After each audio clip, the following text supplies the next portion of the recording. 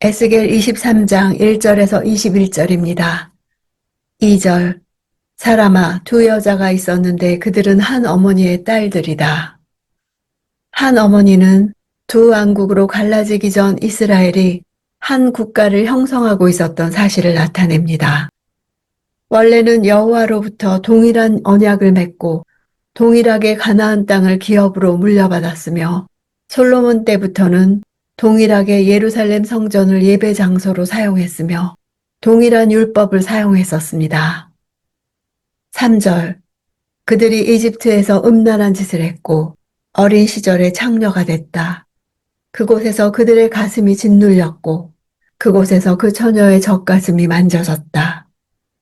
23장은 강대국에 의존하려는 정치적 음란에 집중합니다. 이집트는 유다의 외세에 대한 정치적 의존도의 뿌리입니다. 예루살렘의 맹목적인 이집트 의존적 정치가 결국 유다를 멸망에 떨어뜨렸습니다. 그녀는 이집트에서 몸에 밴 음행을 마지막까지 잊지 못했습니다. 가나안의 변방에 속한 이스라엘에게 이집트는 신과 같았습니다. 오랜 역사와 놀라운 문명과 넘치는 부와 지식은 이집트를 경의의 대상으로 바라보게 했습니다. 4절. 그들의 이름은 언니는 오홀라고 동생은 오홀리바다. 그들은 나와의 사이에서 아들들과 딸들을 낳았다. 그들의 이름을 말하자면 오홀라는 사마리아고 오홀리바는 예루살렘이다. 오홀라, 오홀리바 두 단어 모두 성소를 뜻하는 오헬의 변형입니다. 마땅히 거룩한 성소가 되어야 할 자들이 음란한 백성이 되었습니다. 사마리아를 오홀라, 즉 그녀의 장막이라 이름한 것은 북이스라엘 내에 여호와께 예배드리던 곳으로 인정된 곳이 여호와께서 지정한 장소가 아닌 여로보암이 정치적 이유를 가지고 정했던 베델과 단에 있었기 때문이었습니다.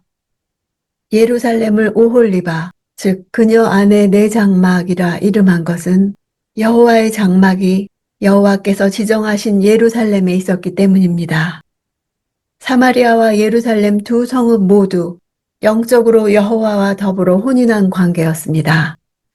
아들들과 딸들은 북이스라엘과 남유다의 자손들이 대대로 여호와를 섬긴 자들이었음을 나타냅니다. 5절.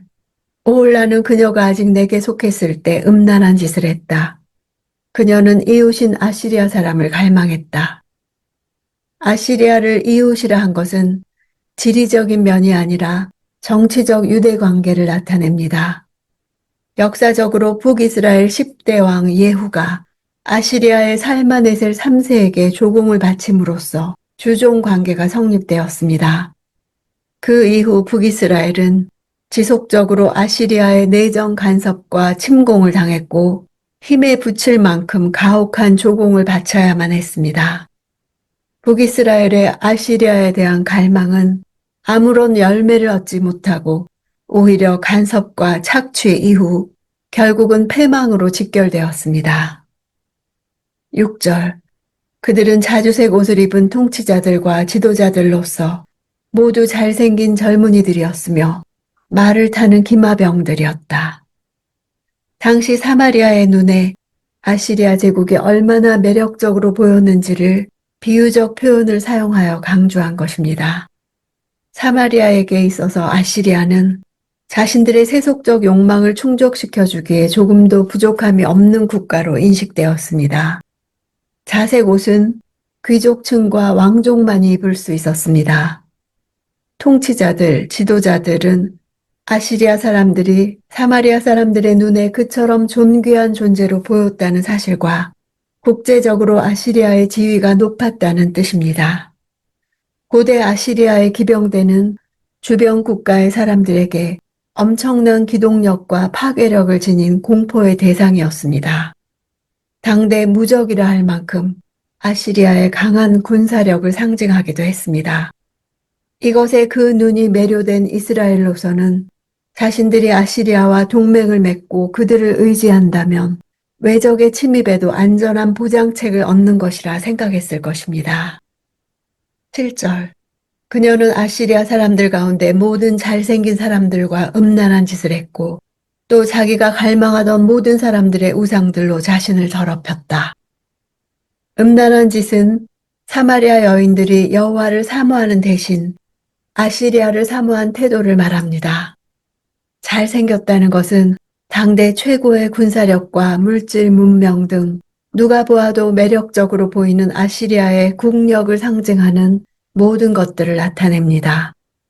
사마리아는 그 나라를 통해 자신들이 원하는 것을 얻으려고 애썼습니다. 더럽혔다는 것은 종교의식적으로 더러워지는 것을 의미합니다. 이는 아시리아의 우상을 숭배함으로 인해 사마리아가 여호와 앞에서 부정해졌다는 뜻입니다. 12절.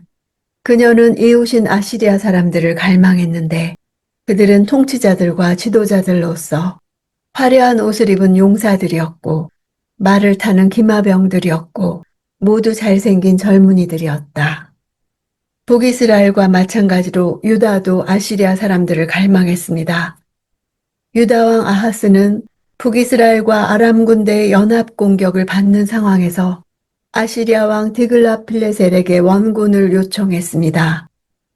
그는 여호와의 전과 왕궁 곳간에 있는 수많은 금은을 취해 아시리아 왕에게 주고 하나님이 아닌 아시리아의 군사력을 의지함으로 아람과 북이스라엘의 공격을 물리쳤을 뿐 아니라 아시리아의 우상 제단을 본떠 그것을 예루살렘 성전에 만들어 놓고 제사드렸습니다.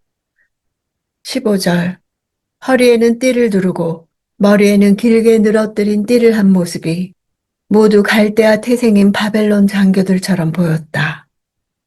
허리에 띠를 두른 것은 정제된 의복을 갖추고 있음을 나타냅니다. 머리에 띠를 한 모습은 고대 바벨론의 귀족층 이상이 머리에 두르는 두건인 터번을 묘사한 것입니다. 이러한 복장과 행색은 당시 갈대아 지역에서 발견된 유적들에서 보여지는 복장과 일치합니다. 17절. 그러자 바벨론 사람들은 그녀에게로 와서 애정행위를 하는 침대로 들어가 그들의 음란함으로 그녀를 더럽혔다. 그녀는 그들로 인해 더러워진 뒤 그들과 사이가 멀어졌다. 예루살렘의 정치적 원조 요청을 받아들인 바벨론이 유다와 동맹국 관계를 맺은 것을 하나님께서는 여인의 정조를 더럽힌 행위에 빗대어 묘사하고 있습니다. 그들과 사이가 멀어진 것은 바벨론의 정복 야욕에 불타오르는 실체를 알게 된 예루살렘이 바벨론에 대해 반감과 깊은 혐오의 마음을 갖게 된 것을 말합니다. 여호야긴을 포로로 잡아가며 수차례 침공하는 등으로 인해 반바벨론 감정이 나라의 주된 정서가 된 유다 말기 상황을 가리킵니다. 예루살렘에게 있어 사마리아와 똑같다고 비교를 당하는 것은 믿을 수 없을 만큼 모욕적이었을 것입니다.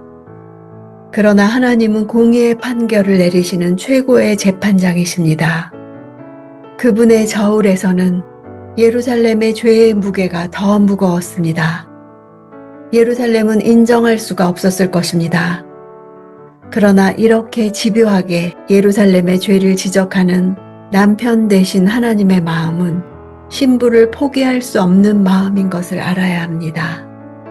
신부의 실체를 아시면서도 언약을 맺으시고 결혼 관계를 유지하시는 하나님 앞에서 우리는 아무 할 말이 없습니다.